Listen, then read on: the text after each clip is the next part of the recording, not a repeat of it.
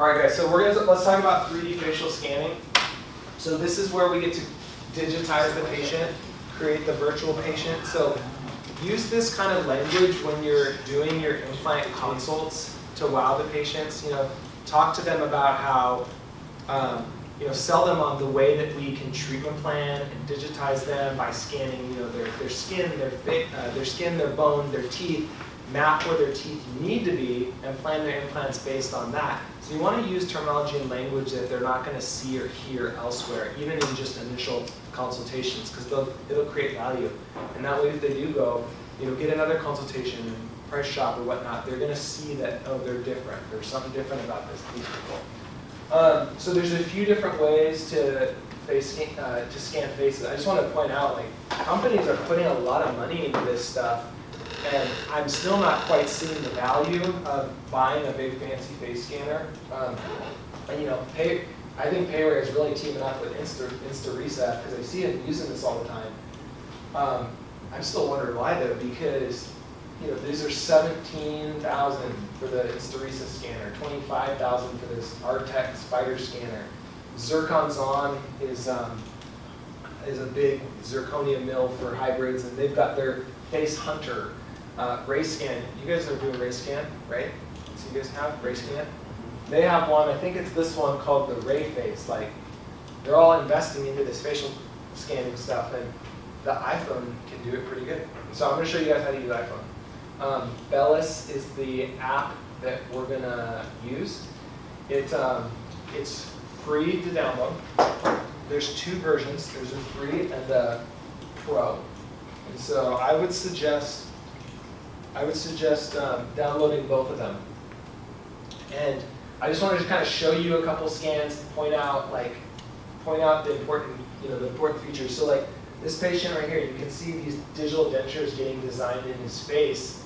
And this is kind of that whole digital denture, facially driven planning. When you're setting teeth without face bows and all that stuff, it's we can do that with skin there, with the ala tragus line that we can visualize, the midlines, all with the 3D scans. The scan quality is really amazing. So you have to have an iPhone to download Bellis. If not, you have to get an iPad, and it has to be an iPad Pro, because it has to have the LiDAR scanner, or the True Depth scanner or something in it, in order for it to be able to make these models. So if you have an iPhone, you're set. If you don't, think about maybe getting an iPad Pro for the office or something that you can just maybe keep for facial scanning. The key with scanning is lighting. So just like photography is good lighting, I think it's best just to go outside. So on patients, I just take them, whack them outside, maybe the last thing they do, and take my iPhone and I scan their face outside. It's a huge difference between in and out. Bellis will tell you on their website just to get one of those ring lights that you can set up. Lauren's had one. He's probably brought it in your office. Those ring lights, and you put the iPad in the middle to get a lot of light on their face in the office. Or you can just go outside. And you can see the lighting and the quality of this is really, really good for a free app and 99 cents. Are you just doing that in repose? So again, bonus points for the planned vertical that we talked about. So if they still have their composite stops on, scan them, and ideally in the exaggerated smile. So that's not really great, and it's tough to do, to take them out in the sunlight, or not in the sunlight, they're in the shade, but outside, and have them hold that big scan while you're moving around. It's a little tough, but it gets the important anatomy. Is that what you do? You have your patient just hold the phone and do what it tells to So, the left from right? Yeah, so there's two different ways. I don't like them to hold the phone. You can switch on where the patient moves, and I'm going to do it here in a second so you can see, and they can move, or you can set it to where you move the camera around them. I like that better, because I like putting them in the shade and just say, okay, look at this point, stare at it, and hold a big smile. And then I just move the phone around their face. That's a little easier for them to try to smile and move their head around. That's a little bit wonky. The Pro version, I'd say download it, do a free month trial because it's pretty cool just to play with it. I don't think that the features are really going to be that necessary. It's $40 a month normally, and it allows you to do a few extra features like diagnose these planes of occlusion on the scans, and you can even export these planes as an STL. Like you can literally see my midline or my cant, my midline problem, and it works really good.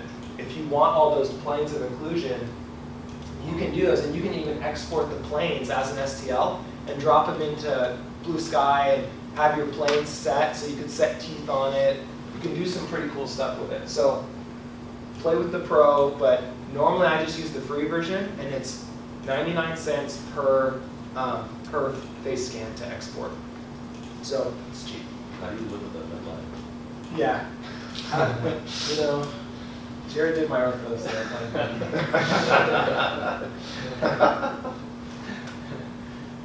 okay, sweet. So And then you redid it yourself in Invisalign. yeah, And it's still off? it's still on. All right, so iPad Pro or iPhone, free version 99 cents, Pro version not really needed. Remember, like we talked about last time, the 3 file types. You got STL, black and white. You have OBJ color and PLY color. So in this, you're going to export as OBJ. So that's going to give you the color face, the face scan. One little tidbit, and you guys have probably noticed this with the iTero. When you export the files, they come zipped, right? Like when you notice if you download on myitero.com and they come with a zipped file, you can't just double-click the zip file and just drag the file into another software. It's going to struggle. You have to unzip it. So remember, every time you download something that's zipped, you got to unzip it before those files are usable. Here's what Bella suggests: getting one of these like ring lights on Amazon and putting your iPad Pro in the middle of it. But that means the patient has to do this and move around. I don't like that quite as much. I like moving it for them. I'll say, the last thing I'll say is, we talked about stitching, right? We know we got to stitch the CBCT to the STL, the DICOM to the STL. That's big when we're doing guides. We have to now stitch the scan, the face scan, to that same data.